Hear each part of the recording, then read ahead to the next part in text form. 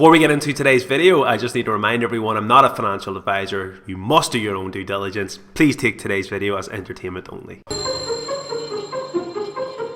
Yeah. Coincidence. Yeah. Coincidence. Yeah. Coincidence. Something that happens by chance, I think not.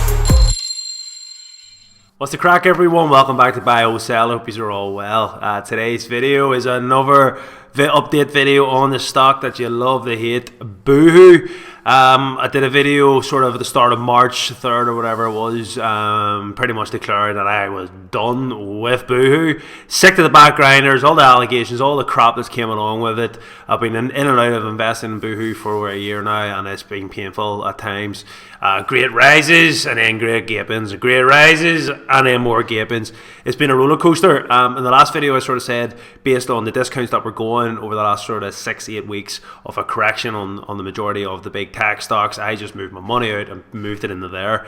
And to be honest with you, I think if I had kept the money in Boohoo or done what I had done, I'd probably be in the same kind of position. Neither of the purchases that I have bought really have done much over the last while. It's starting to go in the right direction now. Looking at the Boohoo chart, I sold in and around 333. It's currently trading at 343, so you're talking about 2.5% rise if I had held the money.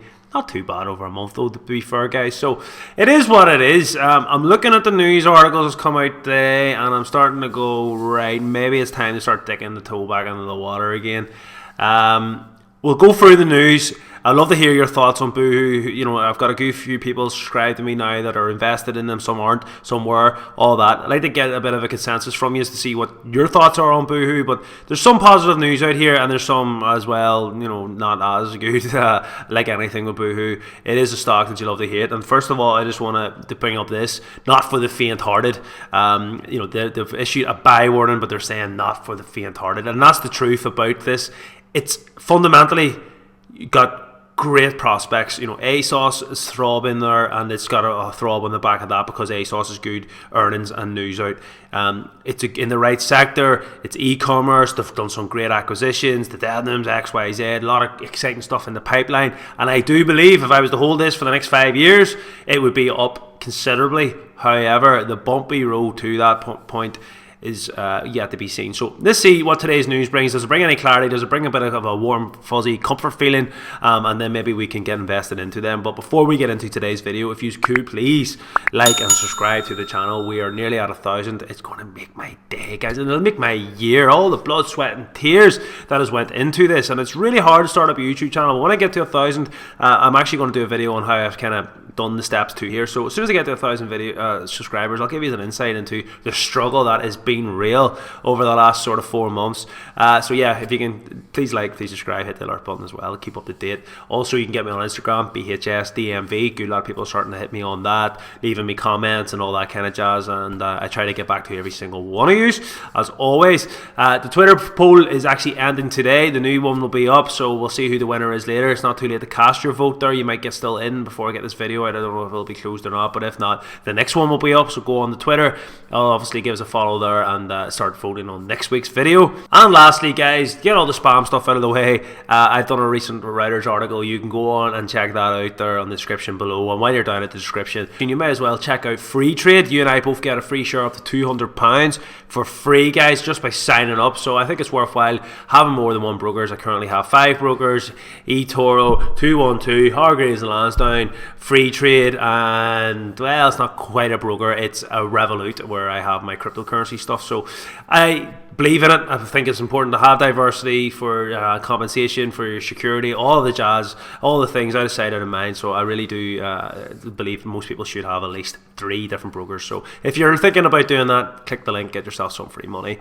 Without further ado though, guys, let's get into today's video. Okay, so kicking us off, first article, 25th of March, Levinson comments Boohoo as supplier list unveils. Okay, so the former judge monitoring Boohoo's improvement plan, said that the company was committed to addressing its failings as it's published a list of suppliers. So we talked about that in the previous video, I'm not going to go into it too much. Brian Levinson said that he had been concerned that Boohoo's recent acquisitions may have distracted it from cleaning up its supply chain, but that the group was still working hard on its Action for Change A4C plan. The company has bought Debenhams, we've talked about Burt and Dorothy Perkins. The fast fashion chain promised to overhaul its purchasing supply chain after an independent review. As we talked about failings at factories making its products in Leicester, Boohoo responded after press stories said workers were unpaid and working in unsafe conditions. Boohoo's failings highlighted long-term running concerns about the treatment of workers in Leicester, which has become the centre of the UK's garment industry. Boohoo promised to help improve conditions in the wider industry in Leicester, as well as improving its own processes. So Boohoo published a list of UK suppliers as promised. So he went on to say there is no doubt about the determination of all those involved in address the failings of which Boohoo has been criticised and to embed a new way of working. Levinson said in the second report, despite the group having made a number of acquisitions in recent months, A4C remains a top priority. So that is exactly what you wanted to hear. The main issue, the slavery acts, the issue with the USA,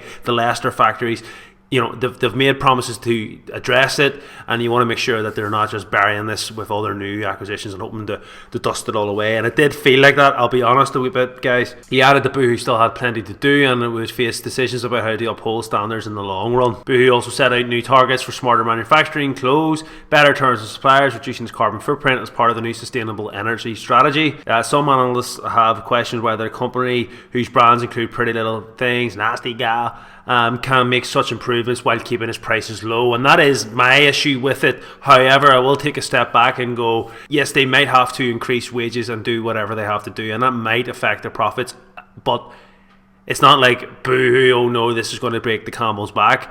They're still one of the best run in terms of the infrastructure of the company, because it's fully e-commerce. They have the lowest sort of outgoings compared to any of the other successful ones. And look at ASOS, you know, if there's no issues with their supply chain, they're still absolutely throbbing. So it might be a bit of a short-term negative, but ultimately it doesn't affect me long-term in holding Boohoo. So Boohoo's chief executive John Little said, this is not the end of a project for us at Boohoo, but the beginning of a new way of working with our suppliers. We are driving positive change in the industry and want to play our part in rebuilding a vibrant manufacturing base in Leicester, one that offers good employment and great prospects for the workers and the industry in Leicester as a whole. The publication of our UK supply chain marks another step on the journey towards greater transparency and embedding positive change, not only in their own organisation but through the wider network of business that make up our supply chain. This is a great sort of a diversion, I think, from John Little. He's admitting to the issues. He's sort of saying we're going to try and address it, but it's not just us guys, it's the whole industry. We, you know, everyone's doing it. We've just been caught out or whatever. You know, it's kind of admitting to the truth, but kind of also taking a step back and go, look, this goes on all around the world. Like, for example, Nike, whatever way you want to say it, you know, it's been historic for underpaid wages and all this. It's kind of true. It's not just fair. It's not just Boohoo. I don't know why Boohoo gets such hate all the time. It seems to be maybe because there's a wee bit of jealousy up and coming.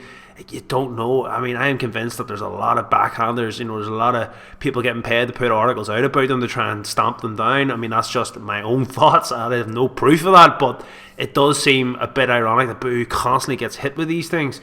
Over the article that came out sort of a couple of weeks ago, everybody's reporting it, as you can see here. You know, the Irish Times, Sky News, even Standard, so on and so forth. We'll just even click on Sky News here. Boohoo cuts hundreds of suppliers to fashion new future after factory scandal. Online fashion retailer Boohoo says it has cut its network of suppliers by more than 400 firms as it moves to restore faith in its products following allegations of slave labour. The company among the big winners during the COVID-19 pandemic, partly thanks to the fact that it is shielded from the enforced closure of the high street rivals, published a list of 78 companies with 100 factories in it. A statement said that it ceased doing business with a number of manufacturers who were unable to demonstrate the high standard of transparency required, despite being provided with opportunities to address any issues identified in the auditing process. It also declared that unapproved subcontracting has now been stopped. As of today, Boohoo adds 500 jobs, boosts sales capacity with new warehouse. Boohoo Group today, Friday, said it has agreed a long-term lease for a new warehouse in Daventry, Northamptonshire. The site is set to become operational in the second quarter of the company's financial year ending February, alongside existing units in Burnley and Sheffield. The Daventry asset will give the AIM listed fast fashion brand net sales capacity in the excess of £4 billion. The new warehouse is scalable, with the group expecting to invest over $50 million in the incoming years, increasing capacity and offering the group operational flexibility as it grows. The deal is expected to secure up to 500 jobs and create up to a further 1,000 jobs as capacity increases on the site. This is good news, especially with the job losses we've seen, the uncertainty after Brexit and big companies, for Boohoo to come out, sort of rubbish away all the scandal stuff, may cut all their ties and reinvest back into Britain. 500 jobs increasing to 1,000. That's a good positive story. And just to finish up then, relevant to Boohoo, always it's important to be checking out ASOS. ASOS makes record profit during the latest lockdown. As shop stays shut, more people bought online. Okay, so we scroll down here. There may be challenges to come, but for the moment, the online fashion retailer ASOS is firing on all cylinders as the pandemic lockdowns largely play to its strengths. Revenues for the 6 months, 20th February, has increased 24%, supporting an active customer base which grew by a further 1.5 million to 24.9 million. Look, not going into all that detail here, it doesn't really matter because it is ASOS, but it shows great growth, and not surprising that gives Boohoo a bit of a G up. ASOS, that's throbbing, Boohoo's throbbing, so that's good and gives us a bit of insight into Boohoo's probably more likely thrashing their next earnings. So that's the video, guys. I've been building up the story, keeping a close eye on it, and I felt that this one was worth an update. Good bit of progress over the last sort of month. We've got the same stuff, they're trying to address it, they've been addressing it for a friggin' year now, but this really does look like they have finally cut the cords of all the dead wood. We talked about all the good acquisitions and all the good stuff that's in the pipeline, so I am excited about that. I was excited about that in my last video. It was the allegations and all the crap. I kind of feel like the bumpy road that we've had over the last month hasn't been too bad.